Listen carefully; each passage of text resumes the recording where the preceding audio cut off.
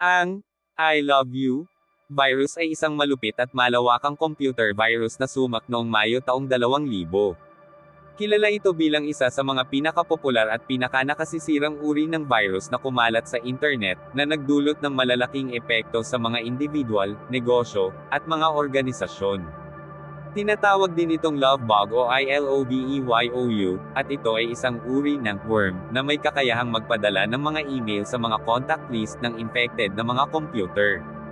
Ang virus na ito ay nag-iiwan ng makulay na kasaysayan sa mundo ng cybercrime at cybersecurity. Paano kumalat ang I Love You virus? Noong ika-4 ng Mayo taong 2000, ang virus ay unang nakita sa Pilipinas. Nagsimula ito sa pamamagitan ng isang email na naglalaman ng subject na I love you, at isang attachment na may pangalang Love Letter for You, txt.vbs.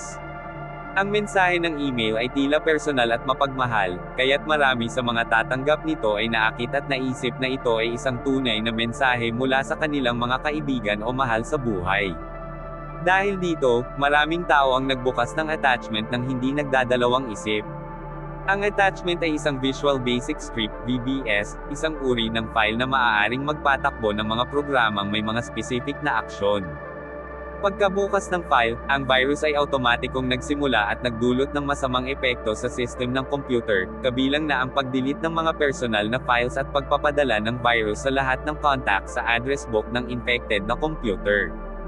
Epekto ng virus. Ang I Love You virus ay nagdulot ng maraming uri ng pinsala sa mga infected na computer, at dito nagsimula ang matinding epekto nito sa buong mundo. Pagkawasak ng files. Isa sa mga pangunahing layunin ng virus ay mag-delete ng mga personal na files ng gumagamit. Ito ay nakapagdulot ng pagkawala ng mga mahahalagang dokumento, larawan, at iba pang files ng mga tao, na may mga malubhang epekto sa kanilang mga trabaho at personal na buhay. 2. Pagpadala ng virus sa iba. Kapag ang isang computer ay na-infect ng virus, automatikong ipinapadala ng virus ang sarili nito sa lahat ng mga contact na nasa address book ng infected na system. Dahil dito, mabilis at malawakan ang pagkalat ng virus sa buong internet. 3.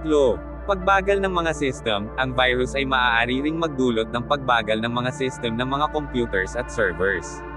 Ang patuloy na pagpapadala ng virus sa pamamagitan ng email ay nagbaba ng mga server at nagpabigat sa traffic ng internet.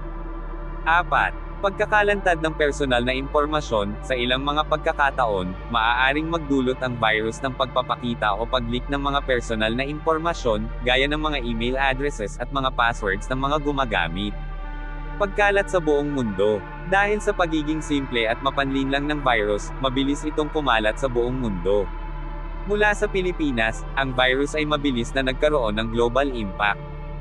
Halos lahat ng bansa sa mundo ay naapektuhan ng I Love You virus, kabilang ang Estados Unidos, Europa, at mga bansa sa Asia. Sa isang pagtatantya, tinatayang nasa 45 milyong email ang ipinadala ng virus sa loob lamang ng ilang oras. Ang mga malalaking kumpanya at organisasyon, tulad ng mga gobyerno, institusyon ng edukasyon, at mga kumpanya sa teknolohiya, ay nahirapan sa pagpapalit ng kanilang mga sistema at pag-aayos ng mga server. Sa kabila ng mga pagsisikap na magpatupad ng mga solusyon, nagdulot ang virus ng malalaking pagkalugi at pagkaantala sa mga negosyo. Ang pagkakahuli ng mga sospek. Noong mga unang linggo ng pagkalat ng virus, nagsagawa ang mga awtoridad ng investigasyon upang matukoy kung sino ang may kagagawa ng virus. Sa kabila ng mga pagsusumikap, ang mga awtoridad sa Pilipinas ay nahirapan sa paghahanap ng mga salarin, dahil sa kakulangan ng mga batas na tumutukoy sa mga cybercrime sa bansa noong panahong iyon. Sa kalaunan, ang isang 24 anyos na Pilipinong si Onel De Guzman ay itinuturing na isa sa mga pangunahing sospek sa paggawa ng virus. Ayon sa mga ulat, si De Guzman ay isang estudyante ng computer science sa isang universidad sa Maynila. Inamin niya na siya ang gumawa ng virus bilang isang eksperimento sa kanyang kaalaman sa programming, ngunit itinanggi niyang may masamang layunin siya. Hindi siya nahatulan ng kasalanan ng paggawa ng virus dahil sa kakulangan ng mga batas sa Pilipinas hinggil sa mga kaso ng cybercrime. Nang sumunod na taon, sa 2001, ipinasa ang Anti-Cybercrime Law sa Pilipinas upang magbigay ng legal na batayan sa mga kaso ng cybercrimes. Mga aral at pagbabago sa cybersecurity. Ang I Love You virus ay nagbigay ng mahalagang aral hinggil sa kahalagahan ng cybersecurity at ang pangangailangan ng proteksyon laban sa mga virus at malware.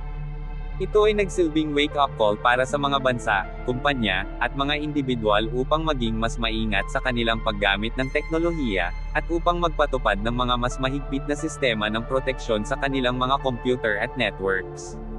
Isa. Pagpapalaganap ng cybersecurity awareness. Matapos ang insidenteng ito, nagsimulang tumanggap ang mga kumpanya at mga bansa ng mga pagsasanay at programa upang itaas ang kaalaman tungkol sa mga panganib sa cyberspace. Inilunsad ang mga awareness campaigns at mga seminar upang turuan ang publiko hinggil sa mga virus, phishing attacks, at iba pang online threats. 2. Pagpapalakas ng mga antivirus software. Ang mga antivirus companies ay nagsimulang magbigay ng mas matibay na proteksyon laban sa mga viruses. Sa mga sumunod na taon, nakapag-develop ang mga software providers ng mga mas advanced na antivirus programs upang mas madaling matukoy at malabanan ang mga bagong uri ng virus. 3. Mga pagbabago sa batas. Nagdulot ang virus ng malalaking pagbabago sa mga legal na frameworks hinggil sa cybercrime. Ipinasa ang mga batas tulad ng Cybercrime Prevention Act of 2012 sa Pilipinas, at sa iba pang bansa, upang magbigay ng mga legal na hakbang upang mapigilan ang mga ganitong uri ng online na krimen. Conclusion. Ang I Love You virus ay isang mahalagang pangyayari sa kasaysayan ng internet at cyberspace. Hindi lamang ito nagdulot ng malawakang pinsala, kundi naging daan din sa mas mahigpit na regulasyon at proteksyon laban sa mga cyber threats. Ang virus ay nagsilbing isang malupit na paalala na ang mga personal na impormasyon at mga system sa digital na mundo ay madaling kapitan ng mga banta at panganib.